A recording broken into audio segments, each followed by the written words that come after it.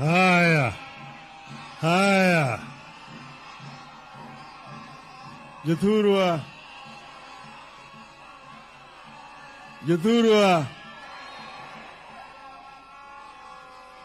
wabiro kawuono gi kuyo mar kowo Phoebe Nyagoro. Wabiro gi yawuoyi moa tung' piny gi tung' piny biro kae kawuono. Adwa wacho gi dhok moro mokwongo eka abiro wacho gi dhowa. We have come here today to mourn a great Kenyan lady, a matriarch in all sense of the word. Phoebe's life is an exemplification of humanism. She ranks among some of the greatest women in the world. So we have come today to celebrate her life, not to mourn. Because at 92, Phoebe has seen it all. She rose from childhood at the time when there's a lot of discrimination against women, and managed against all the odds at that time to secure education up to a high level and becoming a teacher. One of those she taught there in central Kenya was a member of parliament with us, Matere Keriri.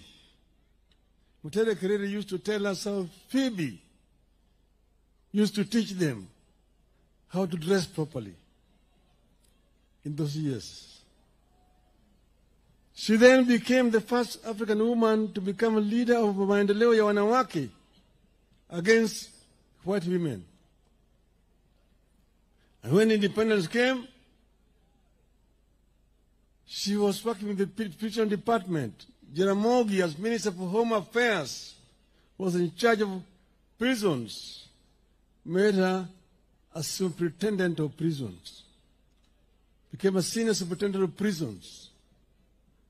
And in that capacity, she helped to develop the Langata Women Prison to create conditions of humanity in the prisons there. And then she worked with children after that. She worked with children and promoted the development of children, orphans, children which were disabled, and so on. That is another contribution that Phoebe made. And then she became a politician. And as you have been told, if you go into the Hansard, you will see Phoebe's contribution in Parliament. When she stood to talk in Parliament about women's rights,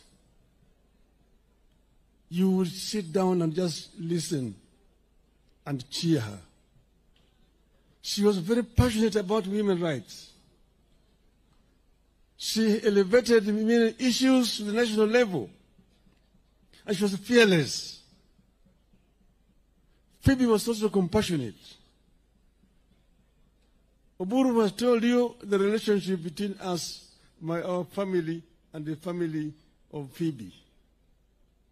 Jaramogi and Phoebe's father, the late Pastor Joel Omer, were the founders of Luo Union East Africa. Jaramogi became the first Kir.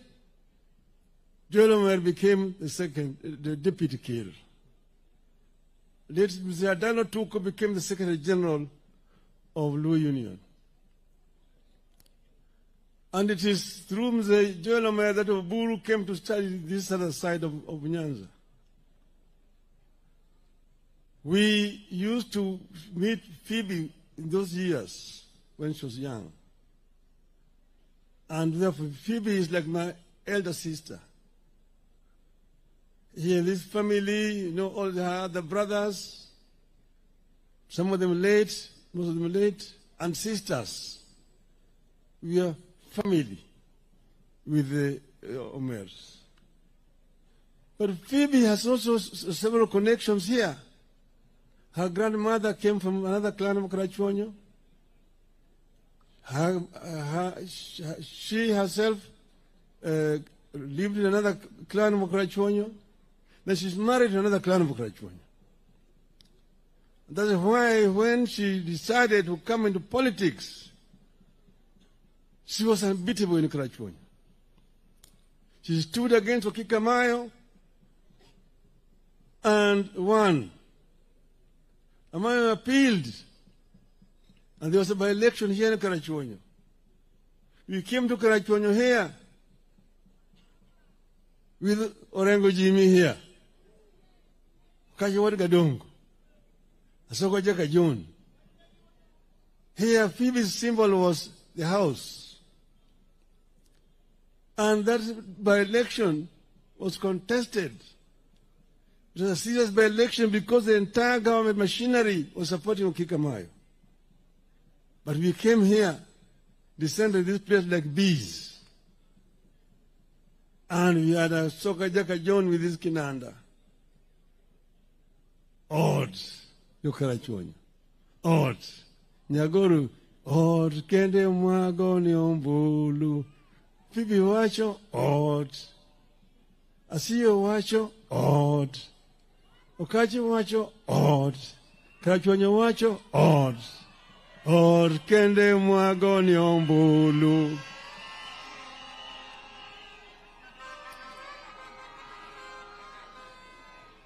She was re-elected resoundingly. And after this momentum that we had gathered here in Karachuonyo, we descended into Ugenya. There was another by-election in Ugenya. And that by-election again, we put Orengo Simba. And Simba also won against another minister, Matthew Sugutu. Then we moved up to central Kenya at that time. We had created a wave at that time, which was very powerful. Phoebe did not let us down when she went to Parliament. She went to Parliament and continued to fight for the rights of Kenyans that we had all been talking about. Later on, we would join with Phoebe in 1992 in Ford, Kenya. And she became a member of Parliament for Karachuonyo once again. And we were there together up to 1997.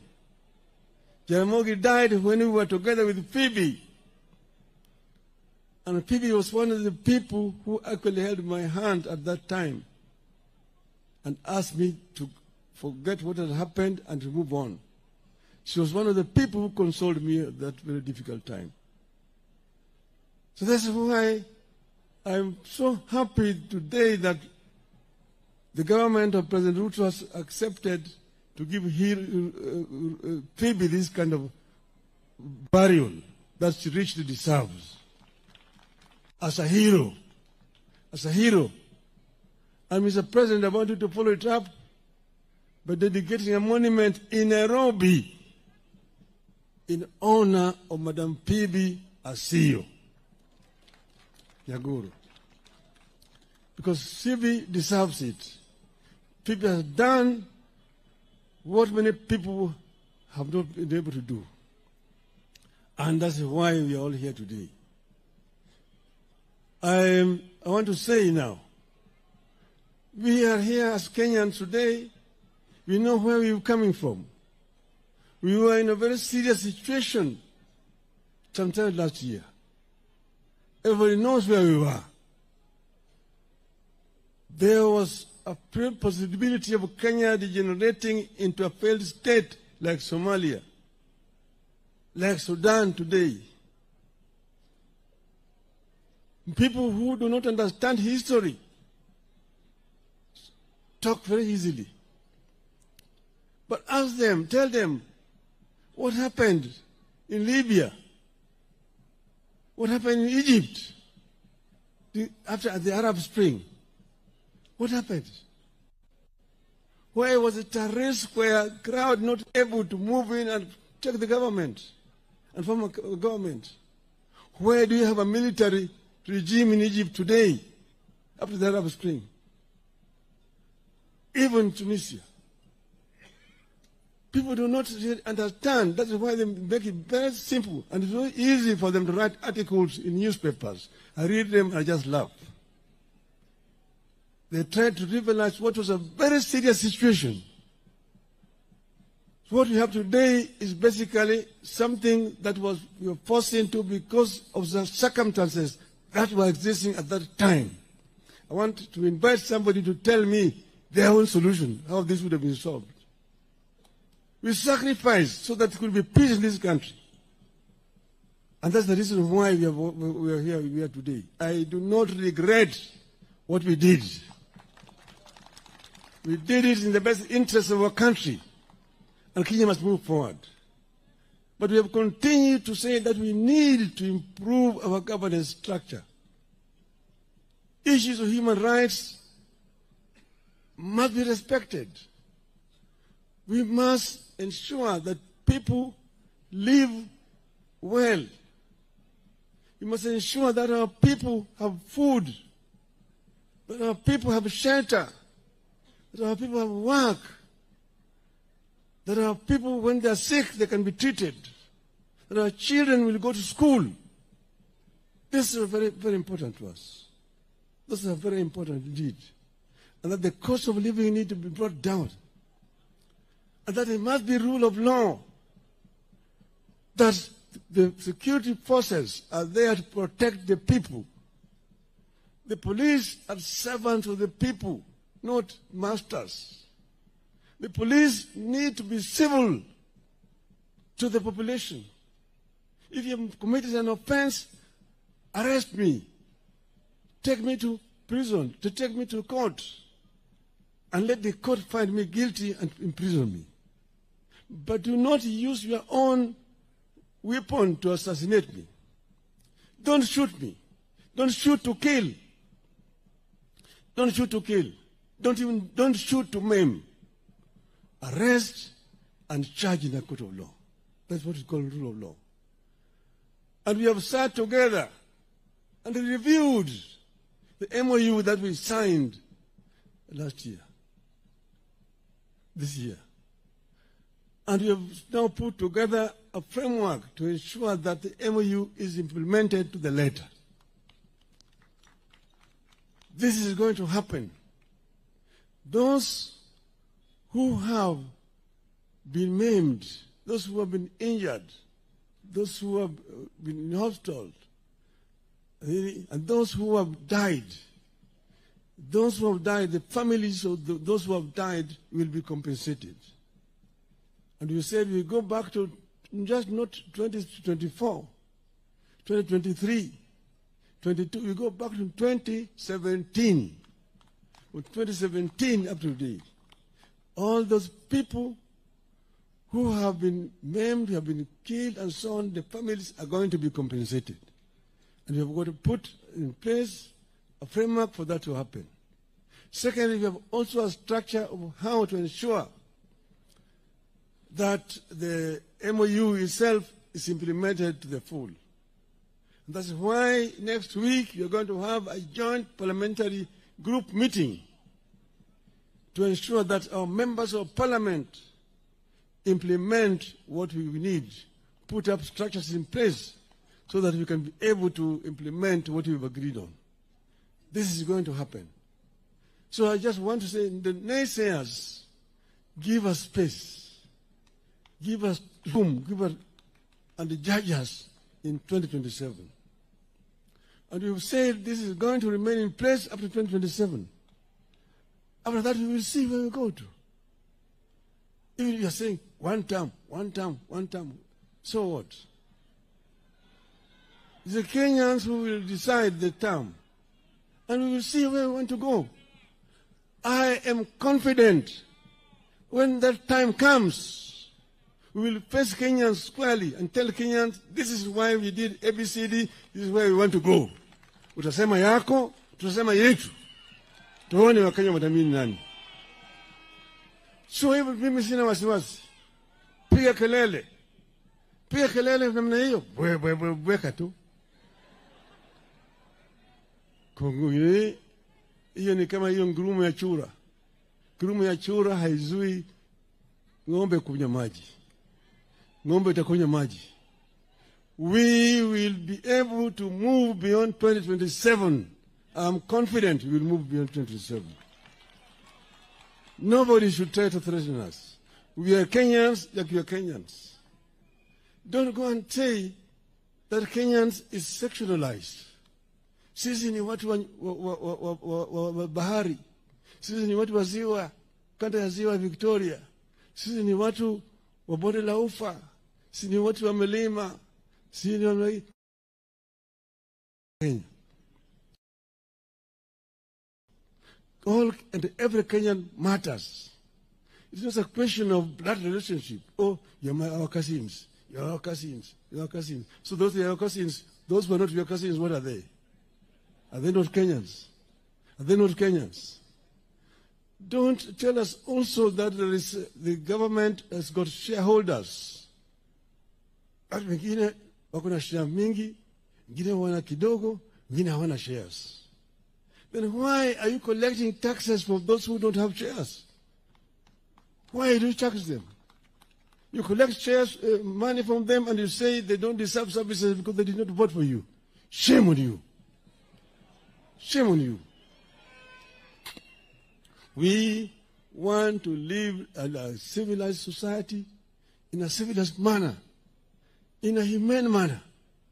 We want Kenyans to be proud as Kenyans. Kenya is a great country. Kenya is a great country. Kenya can transition to a first world. There's no reason why Kenya cannot move the way Kenyans' equivalents have done. We can do it when we create enabling environment for Kenyans to thrive. Kenyans can excel. I've seen Kenyans excel elsewhere. I've seen countries much poorer than Kenya transition and become first world. Korea is one. Vietnam was bombarded by Americans for many years. Nobody believed that people remaining in Vietnam. Today, Vietnam's economy is up there. Energy consumption in Vietnam today is 70,000 megawatts. Kenya is only 3,500. We'll go that route. There are many things that can be done here. When we sit down and plan properly, Kenya will be able to take off. Mr. President, we had Vision 2030. It's not been followed very well. As we now want to work with you, we want to ensure that we bring Vision 2030 back on the table. We also revive the NESC, National Economic and Social Council, so that all those flagship projects that we coined during that time can be revived and make sure that they're all moving together, going in the right direction. This will help us as a country. So I'm saying this as just a Kenyan patriot who is thinking about Kenya. Kenya number one, Kenya number two, Kenya number three. This is where we are. At this juncture now, I also want to congratulate Harambee Stars for making us proud twice. Making us proud. Harambee Stars are showing what other Kenyans do not know exists. And this is the spirit that we want to continue to hail.